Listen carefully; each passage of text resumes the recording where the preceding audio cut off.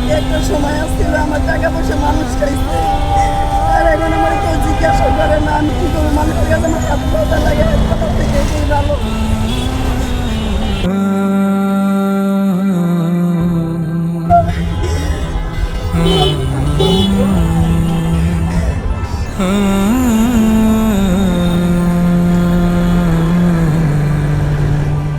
কি এটা বাবু?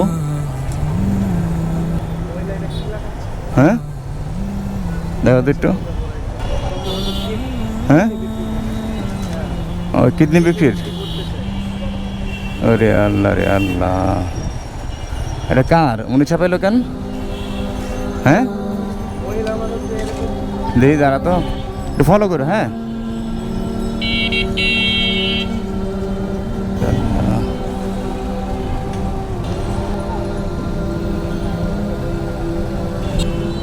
আপু আসসালামু আলাইকুম। কি আপু এটা? একটু কথা বলতে পারি? কিসের এটা? কিসের পোস্ট এটা? কিডনি বিক্রি করতে চাই। কার এটা? কার জন্য দিতেছেন? আপনার জন্য? দেখি বাবু নামো তো একটু, নামো।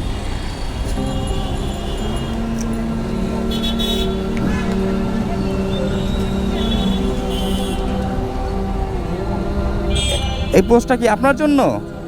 হ্যাঁ, মানে কি? আমার অনেক সমস্যা আছে ভাই, আমার কিডনি না বেচলে আমার সংসার চলবে না। তো এই জন্য কিডনি বিক্রি করতে হবে? আমি আপনাকে ওইখানে দেখছি, ওই যে ওইখানে একটা লাগাই আনছেন। হ্যাঁ ভাই, আমার সংসার অনেক ঝামেলা, বুঝছেন? হ্যাঁ, আমার সংসার অনেক, কিডনি বা যে কোনো একটা অঙ্গ না বেচলে আমার সংসার চলবে না। অনেক কষ্ট, আমি বিপদে পড়ে কষ্ট করতেছি। তো এই জন্য আপনার কিডনি বিক্রি করতে হবে? ভাইয়া, হ্যাঁ, না বেচলে কি করব? কেমনে কি করবো?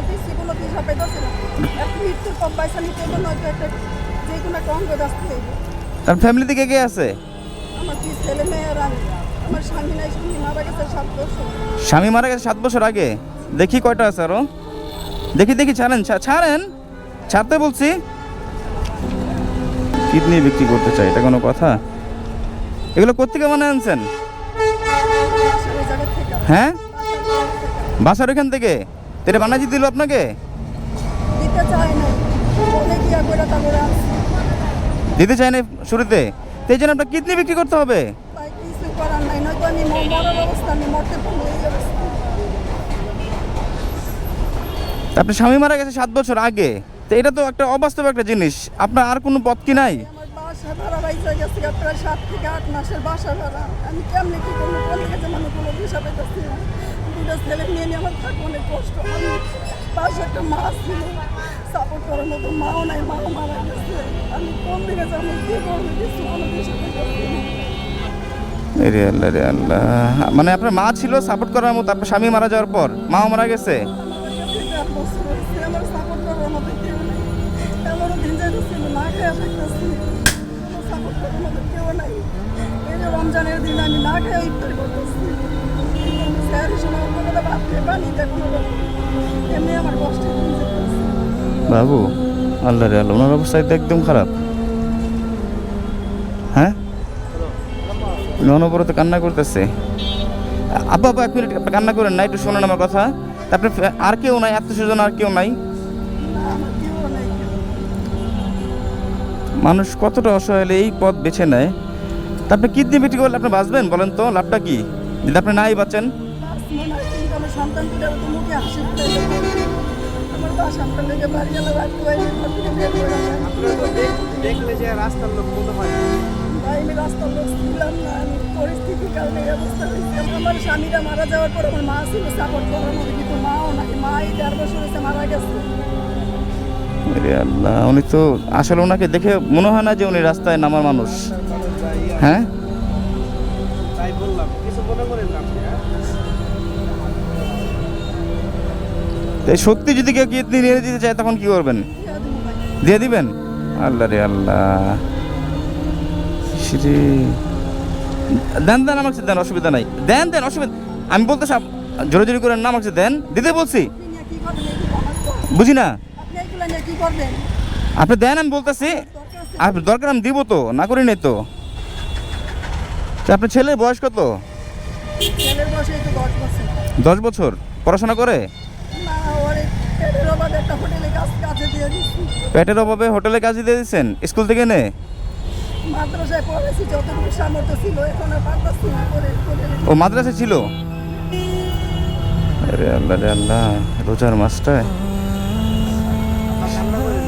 কান্না করেন না, আপা কান্না করেন না, আল্লাহ ভরসা। বাবা নাই আপনার? আমার বাবাও মারা গেছে, মা মারা গেছে, কেউ নেই support করার মতো। বাবা মারা গেছে, মা মারা গেছে, সাপোর্ট করার মধ্যে কেউ নাই। রে একটা মহিলা মানুষ, এই রে আল্লাহ রে আল্লাহ, কি দৃশ্য দেখলাম আমি এটা। এমন একটা ব্যস্ততম রাস্তার মধ্যে কেউ তাকে দেখার মধ্যে কেউ নাই। হ্যাঁ, আপনি যেগুলো ছাপাচ্ছেন, কেউ কি ডাক দিছিল পিছন থেকে? কেউ জিজ্ঞেস করে নাই?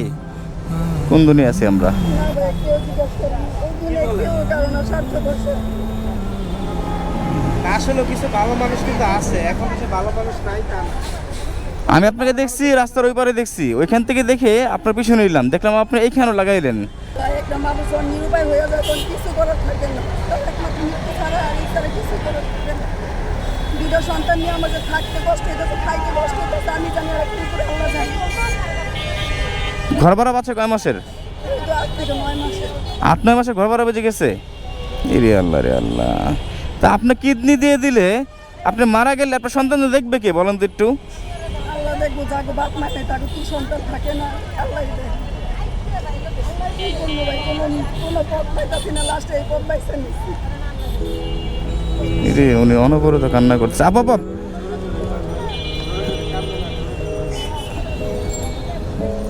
আপু আপনি কান্না করেন না আপু? আপুটি শোনেন। রে আল্লাহ রে আল্লাহ, মানুষ কতটা অসহায় হলে রাস্তার মধ্যে এরকম দৃশ্য দেখতে পারি বলতে, এরকম কান্না করে একটা মহিলা মানুষ হয়ে। আরে আল্লাহ রে আল্লাহ, আমার হাত পা কাঁপতাছে এমন একটা ব্যস্ততম রাস্তায়।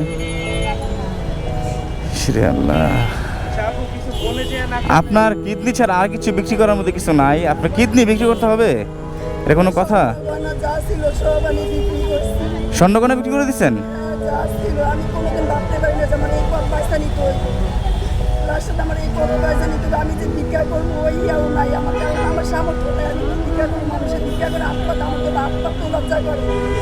কিডনি বিক্রি করার আমি এটাই সিদ্ধান্ত নিচ্ছি। কি করে বুঝদিমু?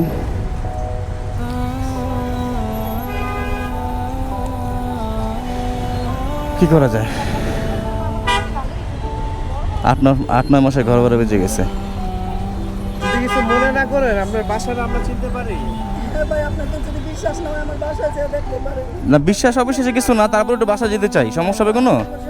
হ্যাঁ, আপনার বাসাটা যদি চিনতাম বা দেখতাম একটু ভালো হতো আর কি। ভাই যাইতে পারেন। হ্যাঁ, কিডনি বিক্রি করতে চায়, কিডনি বিক্রি করতে চায় ওনার। উনি কান্না করতেছে। আপু কান্না করেন না আপু। হ্যাঁ, ঋণগ্রস্ত। ওনার স্বামী মারা গেছে 7 বছর আগে। স্বামী মারা গেছে 7 বছর আগে, ওনার 2 সন্তান আছে এখন বর্তমানে। তো বাপ মার যে সাপোর্ট ছিল, বাপ মা মারা গেছে 1-1.5 বছর আগে। তো 1.5 বছর ধরে ওনার স্বর্ণগয়না যা ছিল বিক্রি করে ধারদানা দিয়ে এখন 8-9 মাসের ঘর ভাড়া নাকি বেজে গেছে। তো আমি বললাম যে কিডনি 8-9 মাসের ঘর ভাড়া বেজে গেছে। ঘর ভাড়া কত করে আপু?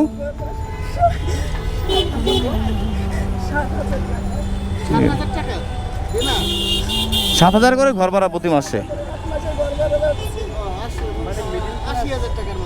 এই রে আল্লাহ রে আল্লাহ, একটা মিডল ক্লাস ফ্যামিলির একটা মেয়ে, রাস্তা কখনো এরকম আপনি কখনো ভাবেন না যে রাস্তায় নামবেন না?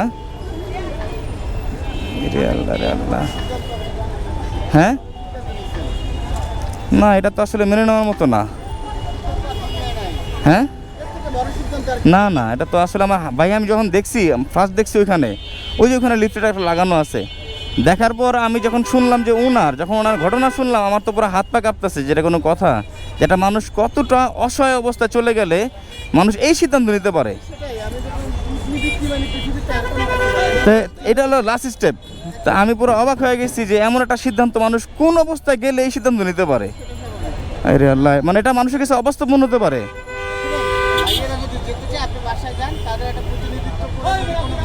আপনি বাসায় গেলে তো কোনো সমস্যা নাই, আপনি কোনো চিন্তা করেন না। অবিশ্বাসের কিছু না। আদারওয়াইজ আপনি কিডনি বিক্রি করলে সব কিছু সমাধান হবে। তাহলে কিডনি বিক্রি করলে উনি বাঁচবে বলেন তো একটু? বাচ্চা মরা দ্বিতীয় পর্যায়ে। হ্যাঁ, বুঝি নাই। করা মানে আপনার বাচ্চা দুটো বাদ। চলাফেরা করতে অনেক সমস্যা হয়। আমি এক মৃত্যু ছাড়া আমার কোনো পথ না নেই। না এগুলো কেন বলবেন? আরে আল্লাহ, আরে আল্লাহ, মানুষ আপনার থেকে অনেক খারাপ পর্যায়ে মানুষ আছে। তাহলে আরে আল্লাহ।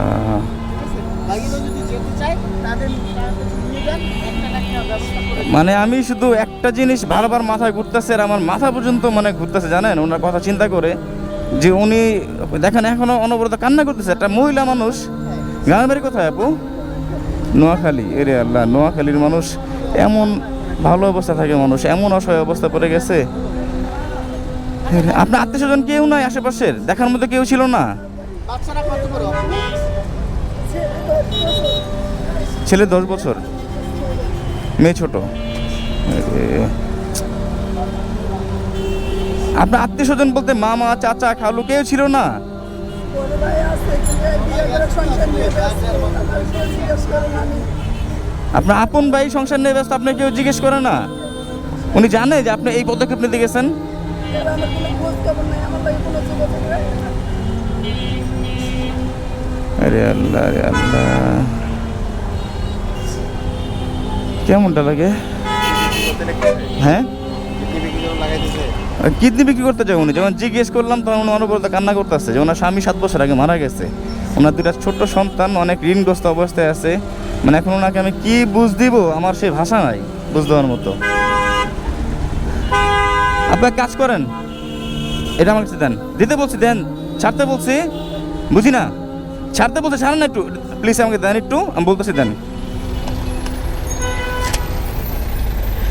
আপনার বাসাটা আমি চিনে আসি, চলেন।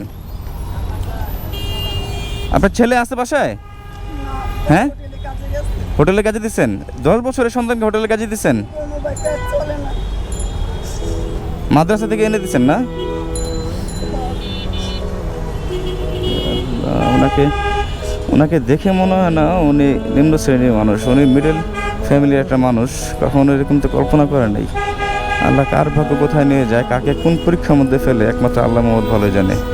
ওনার মধ্যে একটা মেয়ে, উনি রাস্তায় নামবে তাও নিজের কিডনি বিক্রি করা পোস্ট নিজে ছাপাবে। আপনি কখনো ভাবছেন যে আপনার এই অবস্থা চলে আসবে, আপনার দিনের অবস্থা আসবে? করতে পারি না। একটা সময় আসছিল আমার টাকা পয়সা মানুষ খাইছে, আর এখন আমার কেউ জিজ্ঞাসা করে না। আমি কি করবো, মানুষের কাছে আমার হাসপাতাল লাগে, হাসপাতাল থেকে এই ভালো। মানে একটা সময় ওনার টাকা পয়সা সবই ছিল। উনি আপনার স্বামী বেঁচে থাকতে না, ওনার স্বামী বেঁচে থাকতে ওনার সবই ছিল, তো ওনার থেকে আপনার থেকে টাকা পয়সা নিয়ে মানুষ চলতো। অথচ আজকে আপনার এই অবস্থা, আপনাকে দেখার মতো কেউ নাই, কেউ জিজ্ঞাসা করে না। না, আমাকে জিজ্ঞেস করে না। মা মারা গেছে, বাপ মারা গেছে, মাই একমাত্র সম্বল ছিল, বেশিরভাগই আমার মাই আমার দেখছে, কিন্তু মাও নাই। 1.5 বছর হয়েছে মা মারা গেছে। আরে আল্লাহ, শেষ সম্বলটুকু আল্লাহ নিয়ে গেছে ওনার।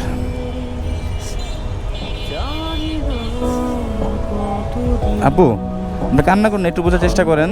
আল্লাহ তাআলা দুনিয়াতে, শোনেন আমার কথা শোনেন, আল্লাহ তাআলা দুনিয়াতে যাকে যত কষ্ট দেয় তাকে তার থেকে বেশি ফল দেয়। দুনিয়ার কষ্ট সামান্য কষ্ট, আপনার কাছে এটা মানে আপনার কষ্টটা আপনার কাছে অনেক বড় মনে হতে পারে, আমার কাছে সামান্য মনে হতে পারে, কিন্তু তারপরে ধৈর্য ধারণ করতে হবে আপু। নামাজ পড়তেছি, আল্লাহরে ডাকতেছি, আল্লাহ কোনোদিকে খুশি না করতে পারতেছি। খুব কষ্ট করতেছি আমি, এমনও দিন আছে আমি লাফান নামাজ পড়ে আল্লাহর কাছে, আল্লাহ আমার উপরে নারাজ হইতেছে। আল্লাহ আপনার নারাজ? আল্লাহ যার উপরে নারাজ থাকে তাকে কখনো এই কষ্টের মধ্যে ফেলে না। আল্লাহর প্রিয় বান্দাকে আল্লাহ পরীক্ষা নেয়, এটা আপনি জানেন? আল্লাহ একমাত্র পরীক্ষা নেয় কাকে জানেন? সুখী মানুষকে নেবে না, তার প্রিয় বান্দাকে, যে কষ্টে থাকে। বাবা মারা গেল, মারে গেল, নির্লাল্লাহ স্বামী হয়ে গেল। এটাই আপনার ধৈর্য পরীক্ষা, এটা মানতে হবে আপনার, এটা আপনার মানতে হবে। আল্লাহ তার প্রিয় বান্দাকে পরীক্ষার মধ্যে নেয়, তার ধৈর্য পরীক্ষা করে, এটা আপনার মানতে হবে। আপনি ভেঙে বললে হবে না তো, দেখবেন আল্লাহ এর থেকে উত্তম ব্যবস্থা আপনাকে করে দিবে, যেটা আপনার কল্পনা বাইরে ছিল। কল্পনাও আপনি আনেন নাই, এই উত্তম পরিকল্পনা, এই উত্তম পরিকল্পনাকারী একমাত্র আল্লাহ তাআলা নিজেই ভালো জানেন। আপনি বুঝবেন না, আপনার শুধু ধৈর্য ধরতে হবে, কান্নাকাটি করতে হবে আল্লাহর কাছে। বাবুটা দেখো তো, এটা আমি ছিঁড়ে ফেলে দিলাম, এটা আপনার লাগবে না, আপনার কিডনি বিক্রি করতে হবে না, আল্লাহ তাআলা একটা ব্যবস্থা করে দিবে, আপনি কোনো চিন্তা করবেন না। কি বলছি বুঝতে পারছেন? এখন আপনার বাসায় একটু নিয়ে যেতে সমস্যা হবে কোনো? তা আপনি একটু চলেন, একটা রিক্সা নেন। ভাড়া আছে আপনার কাছে? রিক্সা ভাড়া নাই? না নাকি রিক্সা ভাড়াও নাই? আল্লাহ রে আল্লাহ, রিক্সা ভাড়াও নাই? হেঁটে আসছেন নাকি? অনেক দূরে থেকে বাস দিয়ে সেই জায়গায় নামছি।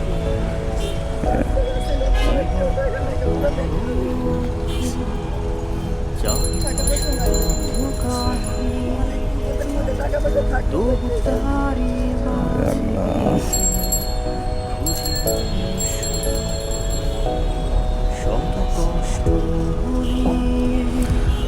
আপনারা রিক্সা নেন, আপনার পিছনে আমরা আছি।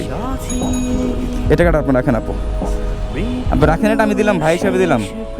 আপনি কোনো চিন্তা করেন না, আপনার কিডনি বিক্রি করতে হবে না। এখন মানুষে আজকালকার দেয় না, আপনি আমরা সবাই এক মায়ের সন্তানের, আপনি জানেন, এক বাবার সন্তান। যদি আপনি ধরেন, আপনি যদি গভীরভাবে চিন্তা করেন, তাহলে পর কে? কষ্ট নাই, আমি বিছনা থেকে লাগিয়ে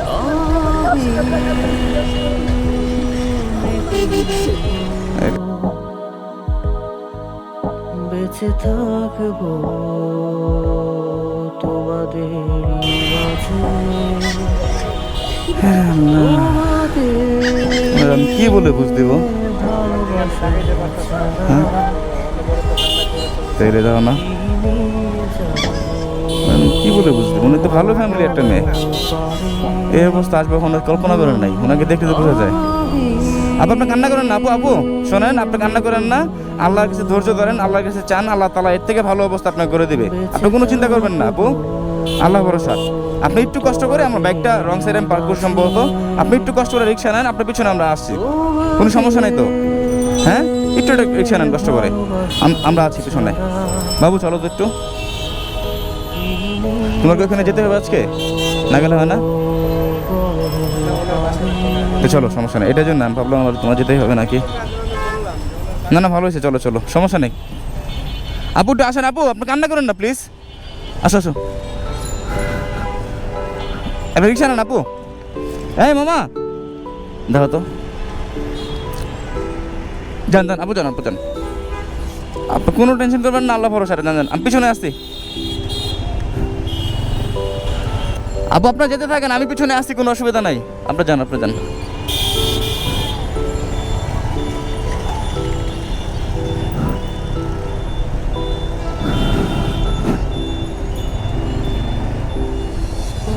রোজা আছেন আজকে? হ্যাঁ, যাক আলহামদুলিল্লাহ। কি খেয়ে রোজা রাখছিলেন? ভাত আর ডাল আর আলু ভর্তা। আরে আল্লাহ। কোথায় হারালে বলো না, আসবে কবে তুমি? এই হলো ওনার বাসা, 2 রুমের বাসা এটা। ও, এই পাশে অন্য ফ্যামিলি থাকে, আপনি শেয়ার করে থাকেন? ও, আপনার রুম এটা?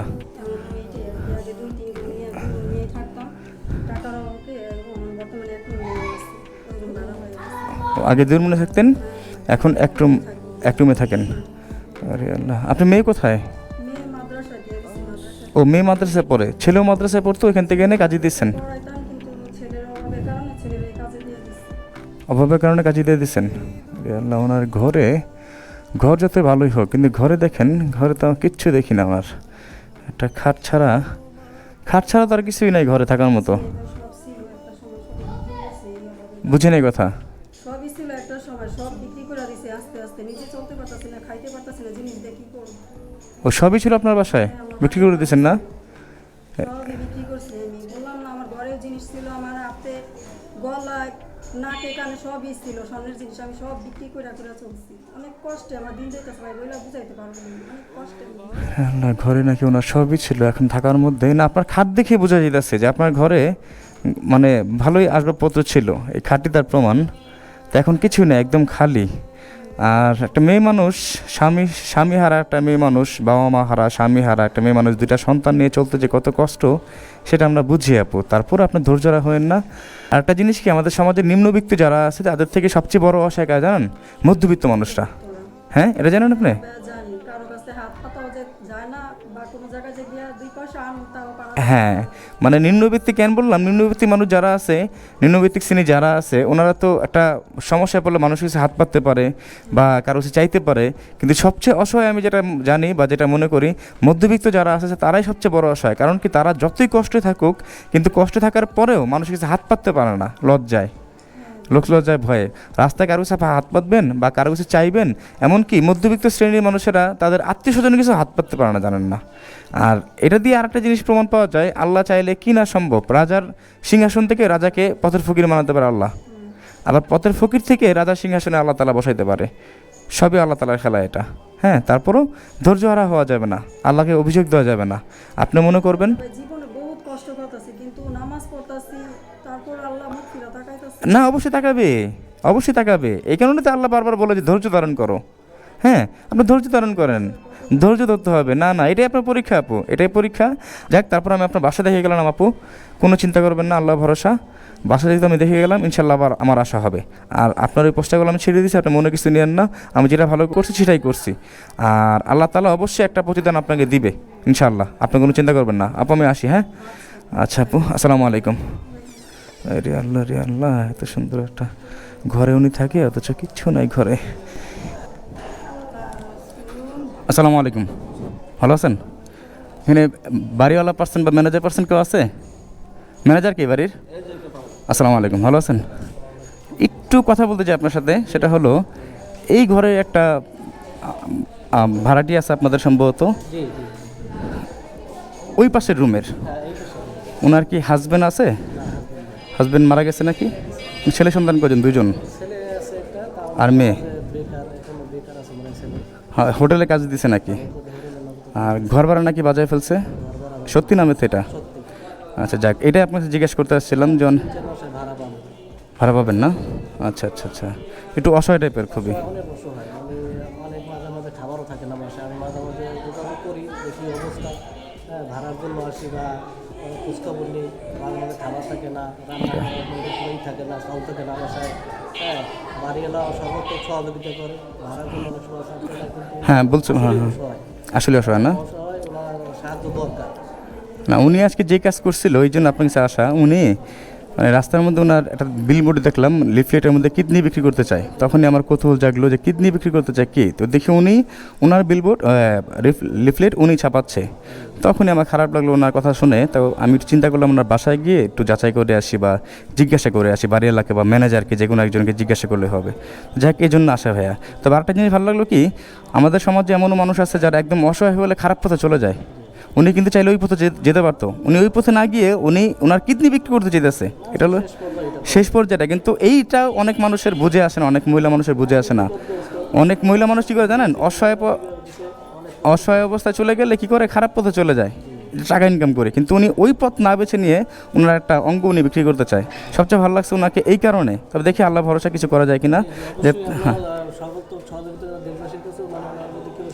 Thank you so much. হ্যাঁ, এই জন্য আমি আসলাম জিজ্ঞাসা করতে যে সত্যি নাকি মিথ্যা। যাক, ভালো লাগলো আপনার সাথে বলে। আসি ভাই, হ্যাঁ, ওকে, আসসালামু আলাইকুম।